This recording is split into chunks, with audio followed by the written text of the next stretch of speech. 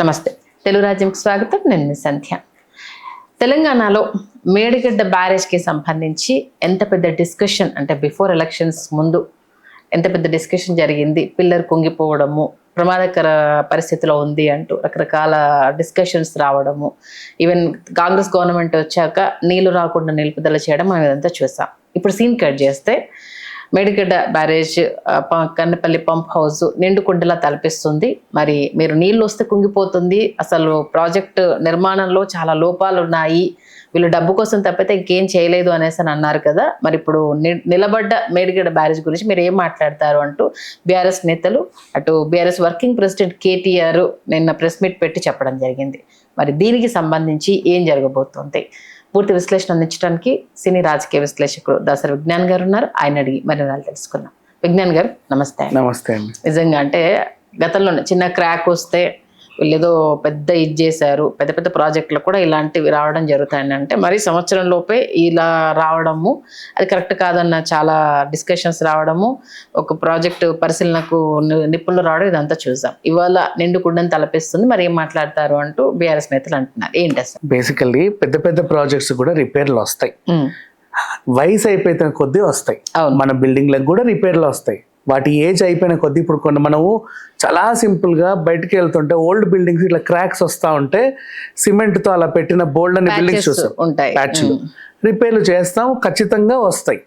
ఏజ్ని బట్టి కట్టిన సంవత్సరానికి కడకడకడకడని రావు, అంతేనా? అది బేసిక్ కామన్ సెన్స్. అది దానికి ఏమన్నారు, ఏముంది 500 కోట్లు పెడితే రిపేర్ చేస్తే సరిపోయింది, అంతే కదా, దానికి ఇంత ఇష్యూ చేయాలా అన్నారు. ఇప్పుడు అదే 500 కోట్లు అంటే అంత కామన్గా కనబడుతుందా నీకు? అండ్ నెక్స్ట్ ప్రాజెక్ట్ ఇలా కుంగినప్పుడు భయపడటంలో తప్పు లేదుగా. ఒకవేళ నీళ్ళు సరే, ఇప్పుడు నీళ్ళు వస్తే ఏదో అదృష్టం బాగుండి అది కొంచెం ఉంది అనుకుందాం, కూలితే పరిస్థితి ఏంటి? అది కుంగిందే ఫస్ట్ తప్పు, మళ్ళీ దాన్ని సమర్థించుకుంటున్నారు వీళ్ళు సిగ్గు లేకుండా కొంచెమైనా సరే. మొత్తం తెలంగాణలో ఎంతమంది ఉంటారో వాళ్ళందరి చెప్పులతో తనినా కూడా సిగ్గురాదు వీళ్ళకి. కేటీఆర్కి రాదు, కేసీఆర్కి రాదు. ఎందుకంటే అది కుంగింది, ప్రాజెక్ట్ 1 yearలో కుంగింది. ఇప్పుడు మన మెట్రో కట్టినప్పుడు కూడా ఫస్ట్ ఇయర్లో ఎల్ఎన్టీ వాళ్ళది, అది కూడా ఎక్కడో ప్యాచ్ ఊడి పడింది, ఒకరి మీద పడింది. అవును కదా. అంటే అదేంటి, ఏముంది ఒక ప్యాచే కదా ఊడిపడింది, రిపేర్ చేస్తే బాగుండని నన్ను మాట్లాడగలవా?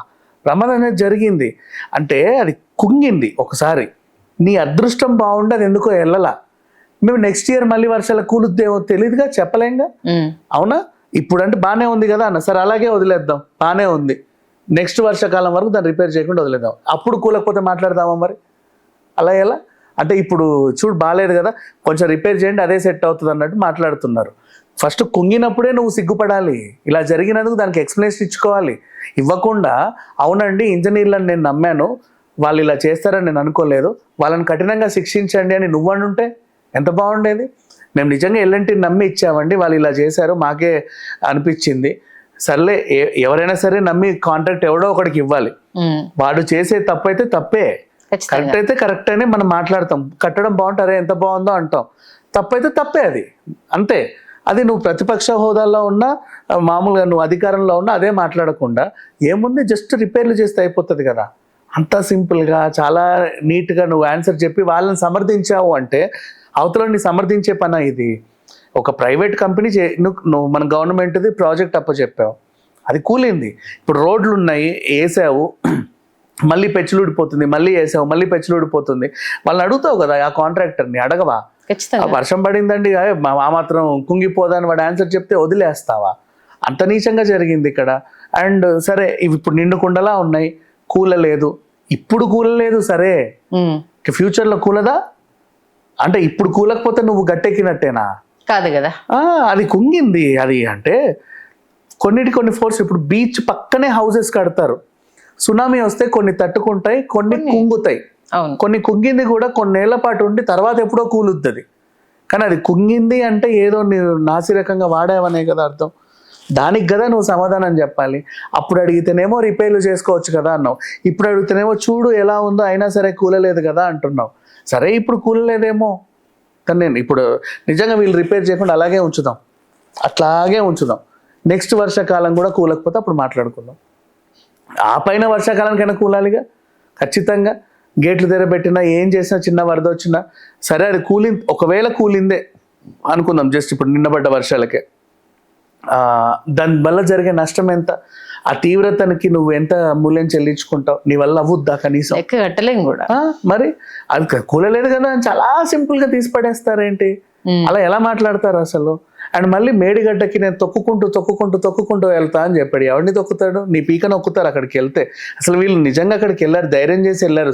సింపుల్ గా చెప్పాలి అంటే, ఇన్ కేసు అక్కడ ఇంకేదన్నా అయితే, మొన్న కూడా ఇంకో పిల్లర్ ఏదో కుంగింది యాక్చువల్లీ.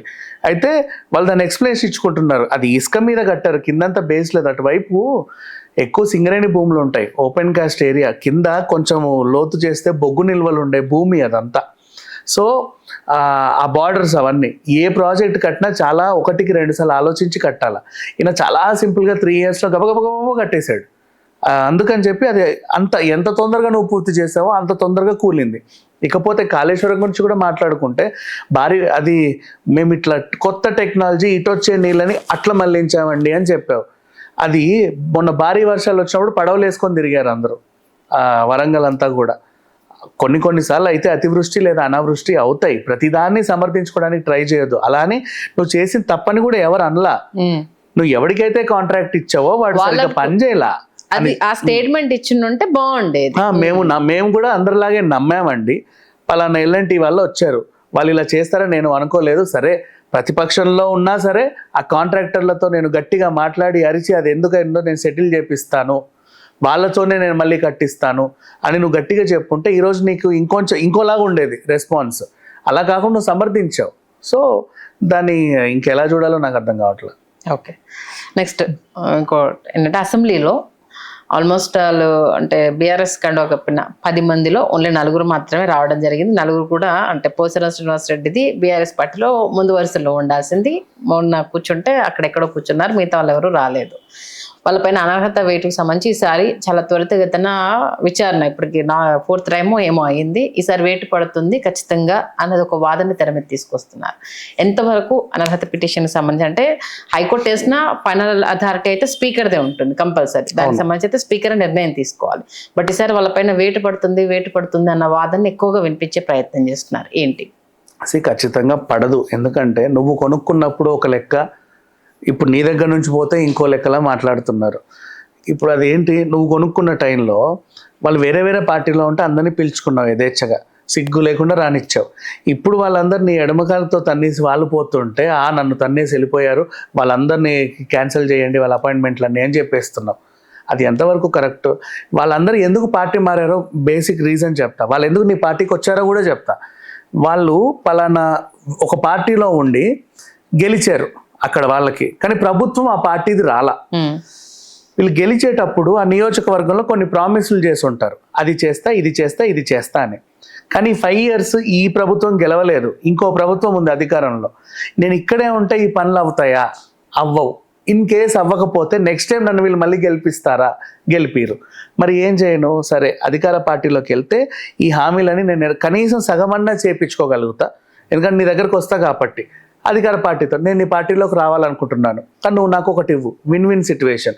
నేను నీ పార్టీలో చేరుతా, నువ్వు నాకు నియోజకవర్గం కొన్ని హామీలు ఇచ్చున్నా, నువ్వు వాటిని అన్ని కాకపోయినా కొన్నైనా సరే పూర్తి చెయ్యి, అట్లీస్ట్ చెప్పు, చాలు, ఓకే డన్, వచ్చేసాయి.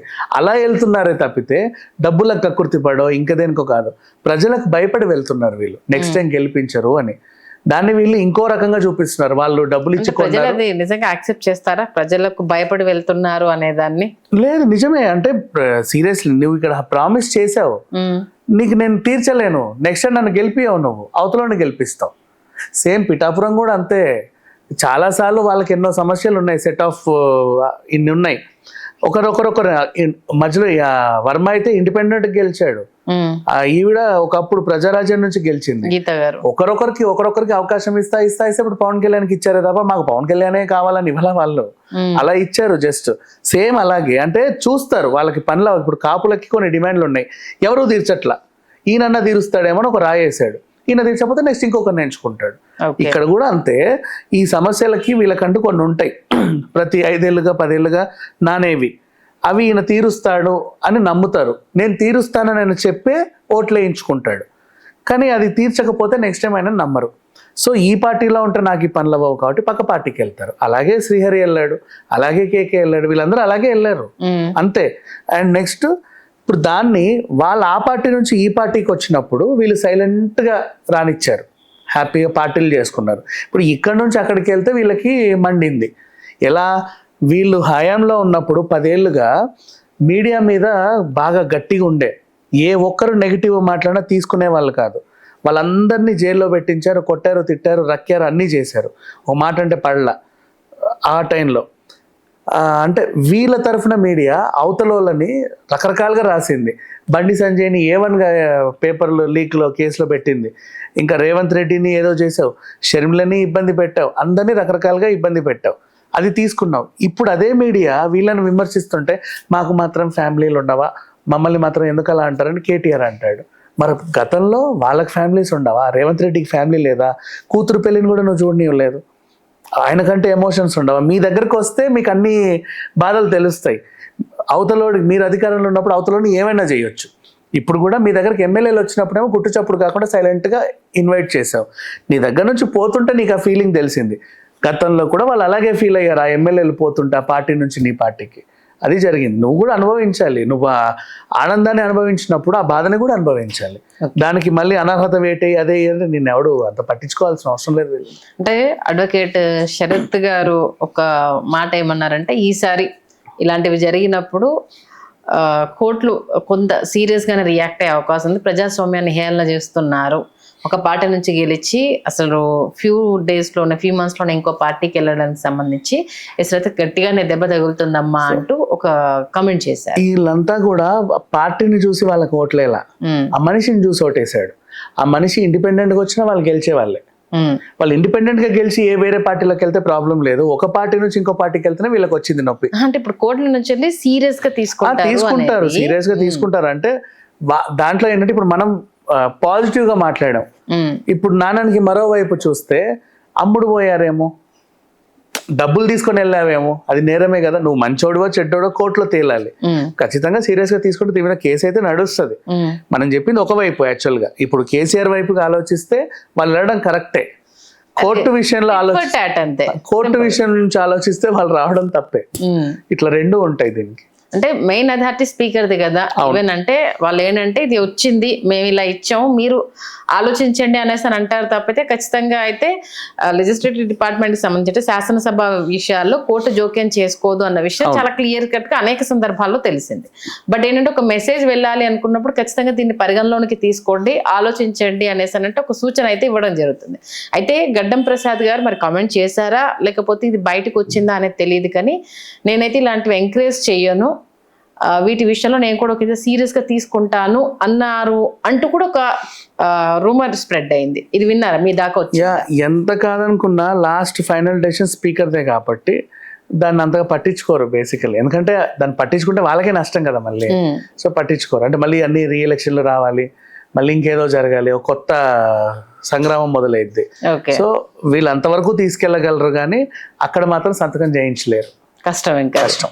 ఓకే, అంటే దాని అనర్హత వేటు పడుతుంది, ఉప ఎన్నిక వస్తుంది, ఉప ఎన్నికలో బండారాలన్నీ బయటపడతాయి, ఇలా రకరకాల వినడం జరుగుతుంది. అయితే చూసే కామన్ ఎందుకు మళ్ళీ ఏదో గోల, డబ్బులు ఖర్చు తప్పితే పోయేది లేదు వచ్చేది లేదు అనేది. మళ్ళీ ఇంకోటి శరత్ ఒక కామెంట్ ఏం చేశారంటే, ఇప్పుడు వీళ్ళు పోయారు కానీ పోయిన వాళ్ళకి రేపు మళ్ళీ ఎలక్షన్ వచ్చినప్పుడు వీళ్ళకి సీట్ ఇస్తారా అమ్మా? అదే యాక్చువల్గా ఇవ్వకూడదు రూల్ ప్రకారంగా. అయితే వీళ్ళకి కొన్ని ఏళ్ల పాటు వాళ్ళకి అనర్హత వేయబడిందంటే ఒక సర్టన్ పీరియడ్ వరకు వాళ్ళు మళ్ళీ పోటీ చేయడానికి ఉండదు. బట్ అట్లాంటిది ఏమి ఉండదు యాక్చువల్గా. వీళ్ళు అంటారు కానీ అని ఏదో విషయం మీద పోరాడాలి కదా, ఎంత ప్రతిపక్షంలో ఉంటే. ఇప్పుడు బడ్జెట్ వచ్చింది, రాత్రి ప్రిపేర్ అవుతారు. బడ్జెట్ వాళ్ళు ఏం చెప్పినా మనం ఖండించాలి. ఇదిగోండి బడ్జెట్ మేము ప్రవేశపెడుతున్నా మేము ఖండిస్తున్నాం అంటారు. వాడు వినని కూడా విండు. అంటే మేము ప్రతిపక్షంలో ఉన్నా ఖచ్చితంగా నువ్వు చెప్పేది ఖండించాలి, అపోజ్ చేయాలి, అదే వాళ్ళ డ్యూటీ. సో ఆ రకంగానే వీళ్ళు వ్యవహరిస్తారు. థ్యాంక్ యూ విజ్ఞాన్ గారు, మంచి విశ్లేషణ అందించారు. Thank you so much. Please do subscribe to Telugu Rajyam channel. Please do subscribe to Telugu Rajyam channel. Please do subscribe to Telugu Rajyam channel. Hi అండి, నేను మీ ఆర్పీని, నెల్లూరు పెద్దారెడ్డి చేపల పులుసు ఓనర్ని. మీరు తెలుగు రాజ్యం అనే ఈ యూట్యూబ్ ఛానల్ సబ్స్క్రైబ్ చేసుకుని మంచి వీడియోలతో వస్తారు. Thank you so much. Hi people, I'm Sonakshi Verma and you please watch Telugu Rajyam and please subscribe to the channel.